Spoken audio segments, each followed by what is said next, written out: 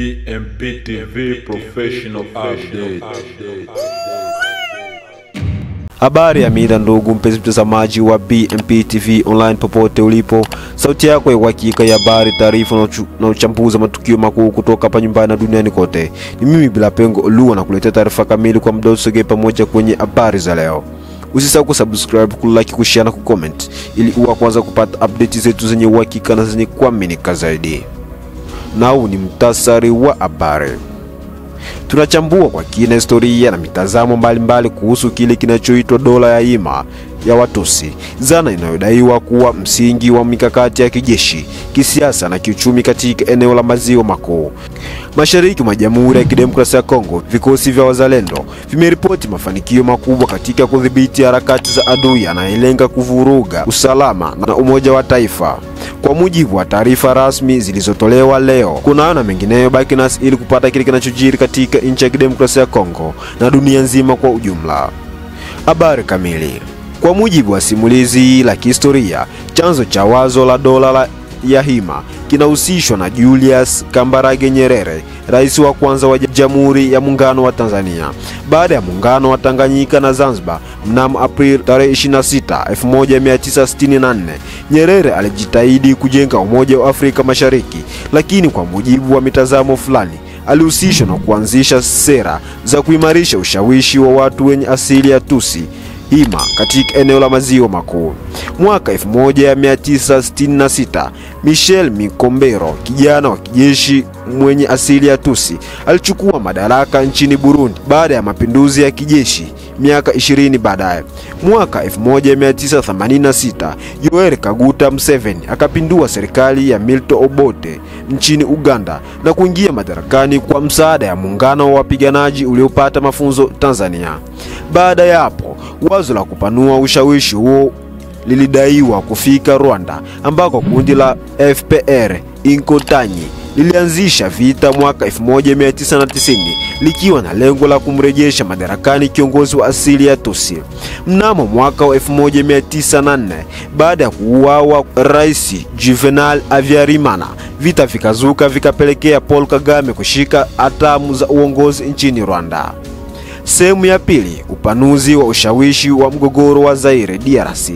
Baada ya Kagame kuingia madarakani, kundi hili liliungwa mkono na baadhi ya mataifa ya magharibi ikiwemo Umoja wa Ulaya na Marekani, hasa chama cha Democratic, likidaiwa kutumia nguvu za kijeshi na kidiplomasia kupanua ushawishi wake.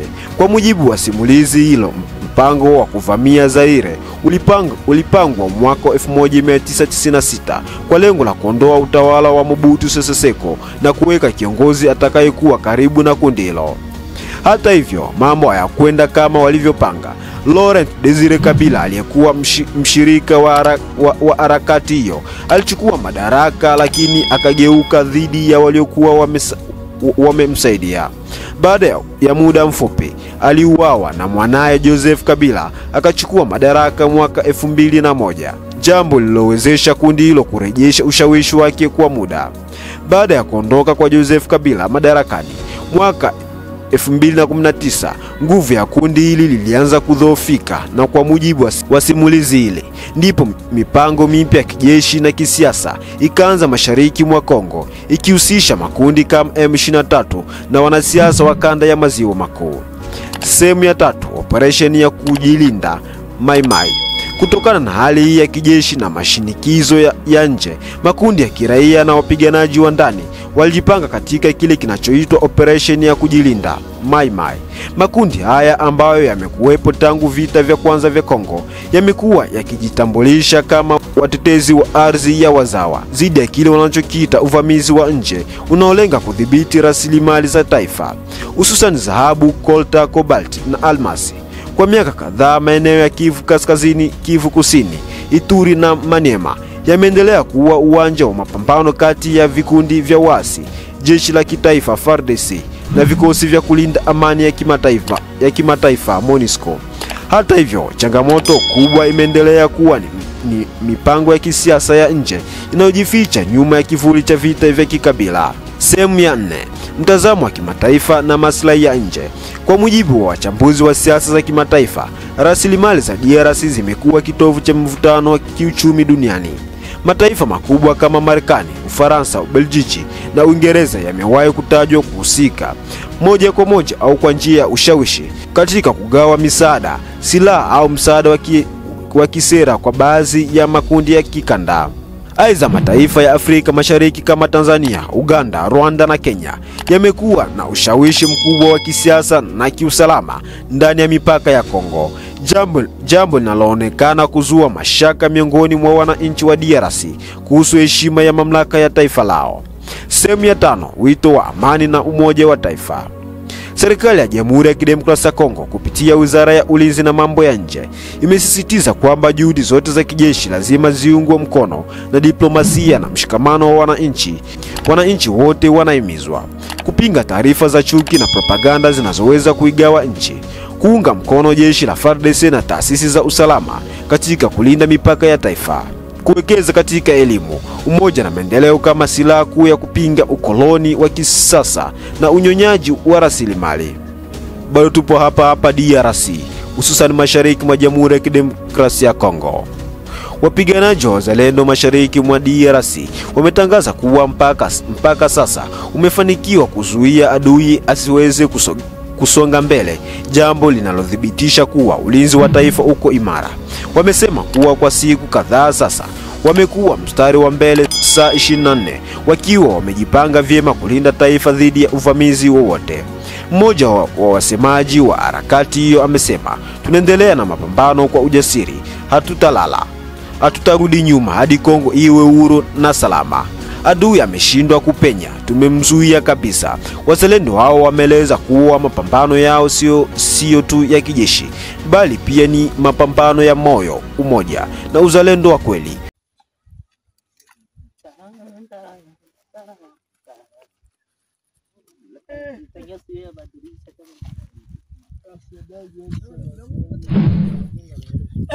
Mama yangu zile nyumba nzira mahema angu vile atonya sigama ya tuligita ndo soko ya 4 kwenye kuko M23 pale soko ya 4 Efase na Kageregere. Hapa ni Efase na Kageregere, ndo soko ya 4 ilikuwa inalema siku ya 4, soko ambayo inaitwa Buzuki, ndo kwenye tupo. Mvula sasa ndio unaturarika hapa, nyumba hazina mabashi.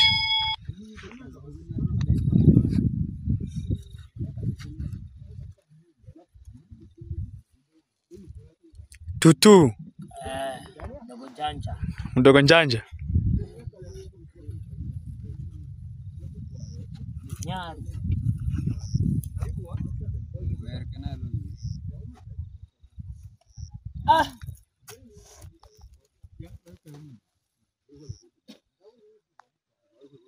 Wamekuwa mstari wa mbele wakisisitiza kwamba vita hii inalenga kurejesha heshima ya taifa na kulinda rasilimali ambazo kwa miongo mingi zimekuwa zikinyonywa na nguvu za nje kwa maslahi yao binafsi. Aidha, wametoa wito kwa Wakongo wote ndani na nje ya nchi kuungana kiroho, kimawazo na kisauti katika kuunga mkono juhudi za wazalendo wanaopambana kwa ajili ya taifa. Wamekumbusha kuwa msaada wa wananchi, uwe wa maombi, maneno ya faraja au jitihada nyingine za kimaendeleo, ni silaha muhimu katika kuimarisha hali ya wapiganaji walioko mstari wa mbele. Katika ujumbe wao wa moja kwa moja kupitia mtandao wao wa Facebook kwenye ukurasa wao wa Wazalendo Sidikifu, wamesema wako tayari kujibu maswali ya wananchi na kutoa taarifa za kina kuhusu hali ya uwanja wa vita, maendeleo ya operesheni na mahitaji muhimu ya kijamii katika maeneo yaliyokombolewa. Taarifa hiyo imesisitiza kwamba dunia nzima inatambua na kupongeza ujasiri wa wazalendo wa Kongo, ikitaja kuwa ushindi wao ni alama ya matumaini mapya kwa bara la Afrika, ushahidi kuwa taifa linaweza kujikomboa kupitia umoja wa wananchi wake. Wito wa amani na uzalendo. Wazalendo wamehitimisha ujumbe wao kwa maneno ya uzalendo wakisema, Tunapigana si kwa chuki, bali kwa ajili ya amani, haki na uhuru wa kizazi kijacho. Dunia nzima inashukuru wazalendo. Kongo ni yetu na historia mpya imeanza kuandikwa. Na hivi ndivyo tumefunga ukurasa wetu wa habari kutoka hapa BMP TV Online. Endelea kuwa nasi kwa vipindi vingine vinavyofuata. Usisahau kusubscribe, kulike, kushare na kucomment ili uwe kwanza kupata update zetu zenye uhakika na zenye kuaminika zaidi. Kwa niaba ya timu nzima ya utayarishaji, ni mimi Bila Pengo Ulua.